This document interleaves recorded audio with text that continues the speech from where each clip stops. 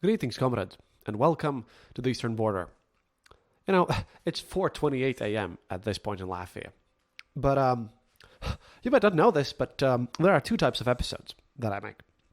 There are these episodes where I sit down and I want to make an episode and everything, and then I just sift through the news and do everything. And then there are these other types of episodes, like this one, where something happens, and it's so inspiring, crazy, awesome, or just bizarre that I can't, in my own goodwill, sit down and go to sleep without making an episode. And this is that case. I thought I had seen things, and oh boy, I was even shocked myself. I had been peacefully spending the day by writing my article about Dedovshchina, the hazing in the Soviet army and the Russian army, because I want to publish that before we go to Ukraine, managing documentation, all that stuff. And then, I watched Death of Stalin, so that I would have notes, because this evening at Thursday, 14th, at 11 p.m. Again, this is super early, but you'll get it. At 11 p.m. Latvia time, we will be watching Death of Stalin. I'll be doing a Mystery Science Theater commentary. That's for my patrons. It's going to be a patrons and VIPs only event. By the way, on Monday, we are having Andrew Heaton on from Political Orphanage on the show.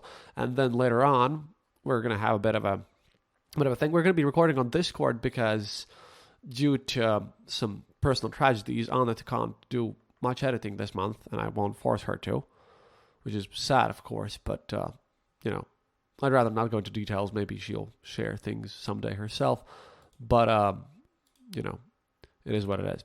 However, we'll be having, I'm hoping to get John Michael Gauthier on, because he has some interesting news, and that's going to be a breather episode, but we also are looking to have Advent of Computing, Sean, on, because as he's the computer expert, our resident friend, who's an expert on that here, and I asked him to do some research on the firing computers and the electronics, and to compare them between T-90 and Abrams tank. Because there's a lot of electronics in those tanks, and a lot of them are weird numbers for me. I know my drones, I don't know the electronics of tanks, I know their armor and stuff. So we're going to have that. So, bunch of plans. And we are looking for a special Finnish guest as well later on when he decides on the dates. It's all a bit of a mess. But, if I'm recording at 4:30 a.m. in the morning, I might as well tell you about our future plans. So yeah, if you want to participate in the watch-along of the Death of Stalin, please consider becoming our patron on patreon.com/easternborder. Or you can just click the donate button on theeasternborder.lv and, donate something and then email us and we'll set you up because I've prepared for this situation. It's all good. Now, to justify the whole episode a bit, I had to give you some bit of updates on what's happening on the front lines, but that's the only serious part in this, because France has been pretty quiet. It's been mostly quiet things. See, in Bakhmut, both sides now have more forces fighting on the flanks of Bakhmut than in the south, and the armed forces of Ukraine have been attacking Russian positions since the beginning of May, but only at the start of July were they able to reach key points in the Russian defenses south of Bakhmut, namely the heights west of Klishchiivka, where the Ukrainians built a large fortified district even before Russia's full-scale invasion. Previously, in December 2022, Wagner Group had captured the district, causing the southern regions of Bakhmut to quickly collapse. Ukrainian forces are now trying to regain these positions, and a video posted in July 9th shows an Ukrainian attack in the immediate surroundings of this fortified district. We do not yet know the result of this attack. In the case that Klishchiivka and the nearby heights are freed, the Ukrainians can capture Bakhmut from the south and try to cut off the road to Khorlivka and Popasna, where bases to supply Russia's units in Bakhmut are located. On Bakhmut's northern flank, the AFU have again attacked the villages of Berhivka and Yahidne, located on the northwest outskirts in the city. So far, the attacks have not been very successful. It's just sitting out there. In the Orikhiv direction, in the center of the Ukrainian southern front, they continue to attempt breaking through from the side of Orikhiv to reach an important road junction and the Russian forces' rear base in Tokmak. The first objective remains the village of Robotnie, just random small villages that I haven't encountered before, where the first line of Russian defenses is located. In the past few days, the Ukrainians have been able to move closer to the village. Ukrainian infantry have stormed the forward trenches on the road between Orkhiv and Tokmak. However, they have not yet been able to break through the Russian army's defenses. And in other directions, the Russian forces have organized 2 offensives, likely with the goal of immobilizing the AFU's reserves. Large Russian forces are advancing to the north of Avdiivka, where the Russian army has many times unsuccessfully attempted to surround the city and the large Ukrainian formation which surrounds, well, that whole thing. Fighting is taking place around the Avdiivka coke and chemical plant, a tall, AFU-controlled man-made hill. This is likely the Russian army's largest, by number of forces, offensive since the capture of Bakhmut. The result of the attack, of course, also isn't clear yet. And a smaller-scale Russian offensive is moving in the direction of Svatovye, where Russian forces are trying to capture the village of Novoselivske and the Kuzemivka railway station, liberated by the Ukrainians in the winter.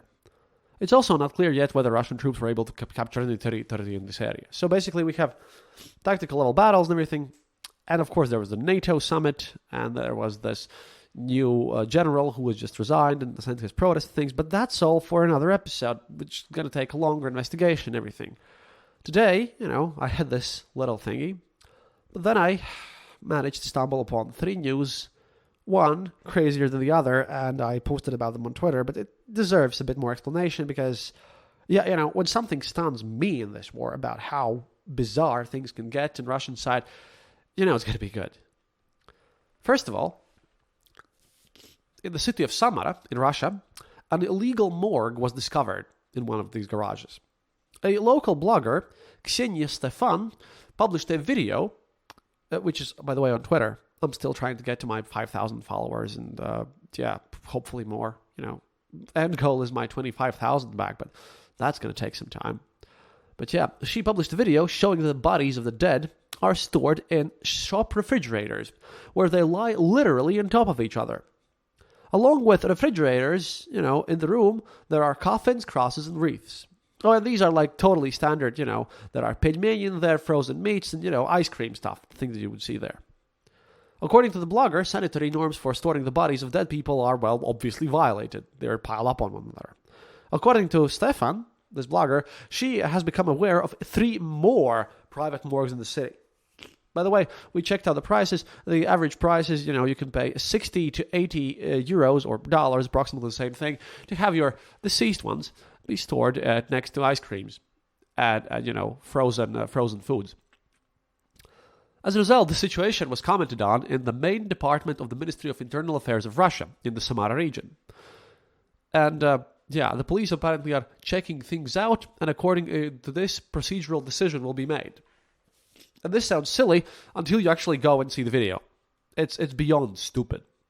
Like, it's just there with foodstuffs. But that we're getting somewhere when this is about the intro. This is the warm-up thing about illegal morgues for $60 to $80, right?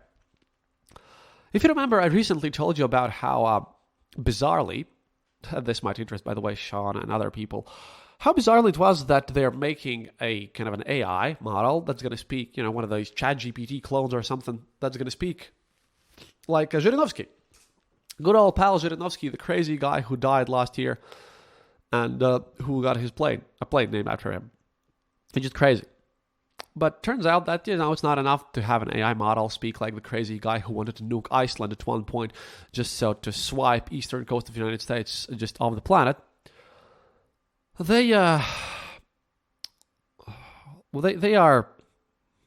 I don't even know how to start putting this. I'll just quote my mentor from the Russian side, Alexander Nevzorov, now a citizen of Ukraine, and to listeners of this show, you probably have heard me using his sources, but he just wrote a genius comment about all this situation, and he tells the story in a very snarky way that I would enjoy.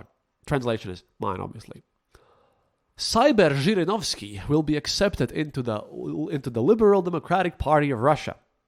At the party's next Congress, a virtual Zhirinovsky, modeled on Siri, ChatGPT, and other gadgets, will be given a party ticket. Yes, they're giving a ChatGPT/Siri clone that sounds like Zhirinovsky, who wanted to nuke everything, a place in the party. He used to be the leader. Carrying on. The LDPR guys, of course, are taking a big risk If all of the semantic and lexical parameters of the real Zhirek are correctly incorporated into the neural network, the first thing such a neuro-Zhirek will do is to install a neuro-jacuzzi and invite neuromaniacs there. Preferably as pink and flexible as Dmitriev at the beginning of his political career. Then the neuro-fatty will demand that the moron Slutsky be kicked out and moved to all-party settlements in absolute cryptocurrency, which can be transferred to his afterlife account in Lucifer Bank. The LDPR could make better money by creating not a party toy, but grave broadcasts. This would involve installing an old gramophone nozzle on Zhirinovsky's grave and using his vile voice to bore the entire cemetery. In time, this neuro know-how will take root, and the same sockets will decorate the graves of Khrushchev, Zikina, Gogol, all these people. Those will start answering to Zhirek, and Novodivichny Cemetery will become the most cheerful place in all of Moscow. And the main fun will begin when the communists also engage in electronic spiritualism and admit Neiroberia, Neiroyazhov, Neirochikatilo, and Neirostalin in their midst. Amazing. So, yeah, talking about AI rights, I don't even know. If you follow science communicators, then this, I think, is a massive step forward, just not in the way that people would normally expect. But even this wasn't alone to force me out of the bed and try to make this episode. You see, and this is just, it's a bit less funny, but still pretty grim.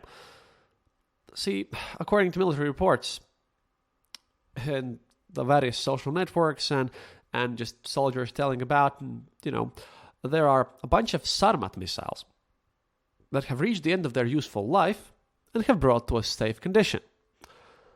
And what do you do with these things? Well, if you're in Russia, then today you begin to install them as monuments.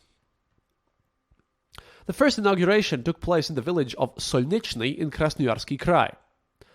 Local officials, the commander-in-chief of the strategic missile armaments, various military representatives, and a representative of the Russian Orthodox Church were present. I'm actually going to post this in the Eastern Border LV page. You can click the donate button there as well, with the pictures of this thing. This has to be seen. That's just weird. See, what is Sarmat? Sarmat, by the way, because before I finish up this thing, this is the RS-28 Sarmat, named after some Martians. A NATO name for it is SSX-30, often unofficially called Satan II, by the way.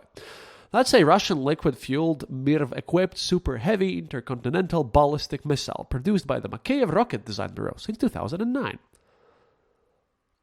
Sarmat is one of the strategic weapons by the cartoons he made.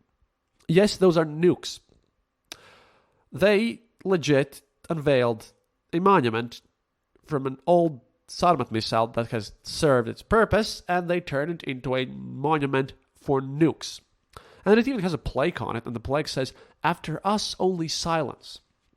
Now, I'm not exactly sure about how everything like that goes, because I kind of thought that even if religion supports various soldiers in their duty and, doing their thing, nukes is definitely a thing that I think religious beliefs should be against, because I really haven't found any religious faith or denomination ever, including all the weird ones, that would actively praise mass extermination of like human life or something. Okay, maybe Kali Yuga weird cultists, but it just seems so weird that you get Orthodox priests and everything. And it's a monument to nukes with clear message up there. Like I said, pictures are going to be on easternborder.lv because, you don't need to follow me on Twitter for that. This is just insane. And this is the thing. Russia, being obsessed with its cult of death, has realized that all sorts of standard missiles, their Suvorovs, they don't bother people's souls. They do not come in, they do not provoke special outbursts of patriotism that are much needed. The people have realized that mothballed soldiers are not capable of burning anyone with nuclear flames. Their skewers are of little use. Now, this Sarmat missile, the nukes, that's another matter. Sarmat promises a sea of blood, radiation, and total carnage. It's a great way to spoil the whole world and poison its life. And you know what? At this point, for a Russian symbol, national one, sounds about right, to be honest. Oh, and at the opening of the monument, so-called monument, generals, officers, and various priests and their officers' wives. I think everyone just convulsed with patriotic happiness.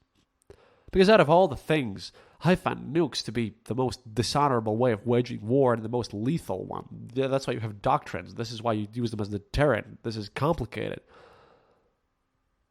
But now, it sounds like something from Fallout. You have a monument to the holy nuke.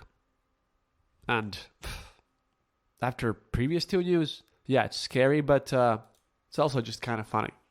And if you look at all these things in total, these are all news from today. And then they, say that people in the West are weird. I mean, sometimes I just don't understand what's happening.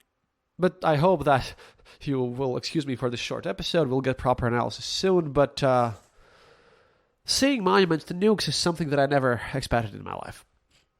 And Zhirinovsky, I actually wrote to John Michael Gautier because with a nice little message about how, technically this is a step forward in AI rights, but it's coming from the weirdest place possible. Things are getting weirder by the moment. Anyhow, до свидания, товарищи. I'll go and probably grab some sleep, otherwise, I'll pass out during the day. And next time we're going to have a longer episode with proper analysis and everything, and then we're going to have Heaton on. Please join the Discord. The link is going to be also in the description and everything. And as always, happiness is mandatory. Even when we suddenly have monuments to nuclear weapons. Real monuments, blessed by a priest out there on the planet.